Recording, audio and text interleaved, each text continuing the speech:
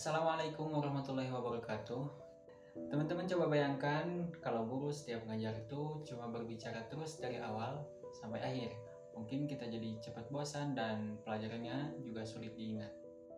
Berbeda dengan Rasulullah SAW dalam mengajar, beliau sangat bervariatif.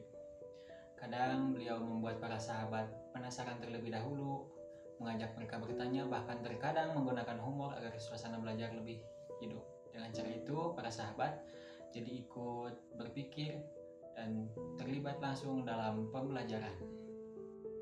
Nah, dari cara Rasulullah SAW mengajar inilah kita bisa melihat bahwa beliau telah menerapkan pembelajaran yang aktif dan interaktif. Maka pada kesempatan kali ini saya akan membahas dua bentuk pembelajaran tersebut, yaitu discovery learning dan metode diskusi beserta hadis yang relevan dengan model pembelajaran dan metode pembelajaran tersebut. Yang pertama akan kita bahas adalah model pembelajaran discovery learning, yaitu model pembelajaran yang menekankan proses menemukan pengetahuan secara mandiri melalui berpikir, bertanya, dan menyimpulkan. Dalam model ini, guru tidak langsung memberikan jawaban, tapi memberikan stimulus agar peserta didik aktif mencari dan menemukan konsep sendiri. Menurut Jerome Bruner, salah satu tokoh penting dalam discovery learning, pembelajaran akan lebih bermakna apabila peserta didik menemukan sendiri pengetahuan yang dipelajari. Karena itu, peserta didik tidak hanya menerima informasi secara pasif, tetapi dilibatkan dalam proses berpikir hingga menemukan inti pelajaran. Berikut hadis yang relevan dengan model pembelajaran discovery learning. Hadis ini menceritakan seseorang sahabat yang datang kepada Rasulullah SAW untuk meminta kendaraan atau meminta tunggangan. Pada masa itu, unta merupakan alat transportasi yang utama bagi masyarakat Arab, terutama untuk berpergian jauh. Sahabat tersebut berharap Nabi memberinya seekor unta yang dapat dinaiki. Namun Rasulullah SAW menjawab dengan kalimat yang unik dan memancing rasa penasaran. Kata Rasul, "Aku akan memberimu anak unta." Sahabat itu pun bingung. Ia membayangkan anak unta kecil yang tentu belum bisa dipakai sebagai kendaraan. Karena itu ia bertanya, "Apa yang bisa aku lakukan dengan anak unta?" Rasul kemudian menjawab, "Bukankah semua unta itu lahir dari induknya?" Dari jawaban itu, sahabat akhirnya memahami bahwa unta dewasa sekalipun tetap merupakan anak dari induknya.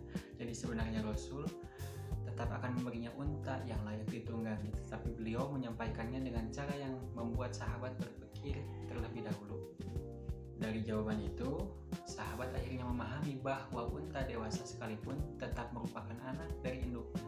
Jadi sebenarnya Rasul tetap akan memberinya unta yang layak ditunggangi, tetapi beliau menyampaikannya dengan cara yang membuat sahabat berpikir terlebih dahulu.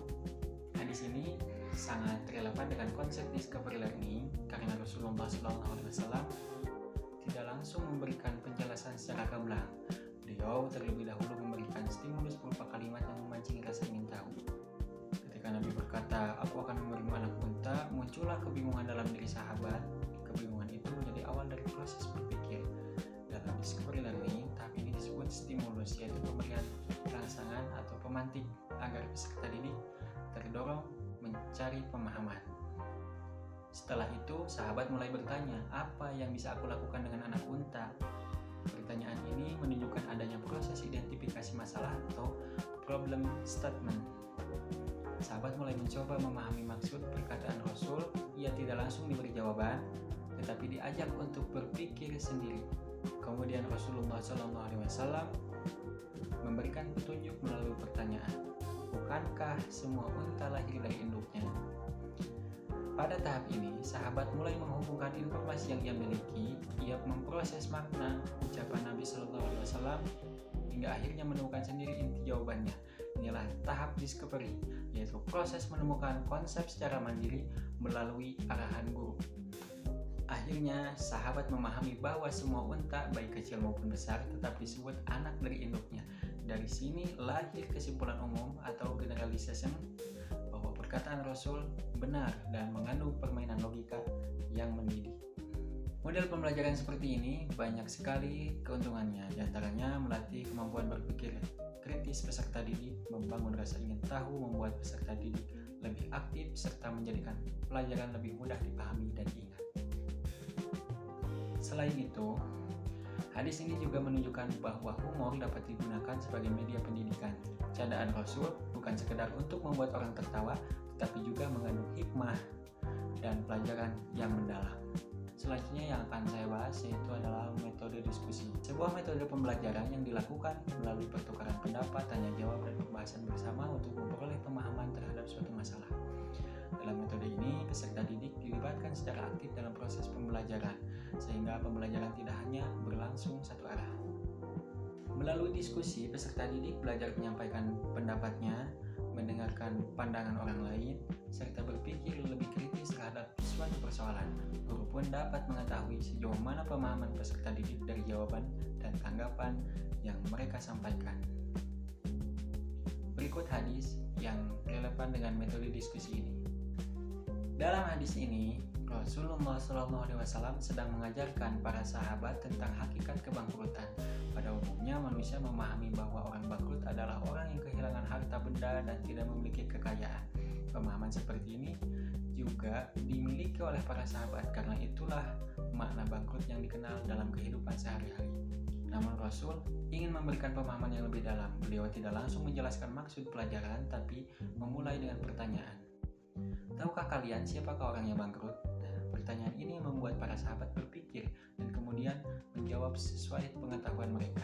Kata para sahabat, orang bangkrut itu adalah orang yang tidak memiliki dirham dan harta benda.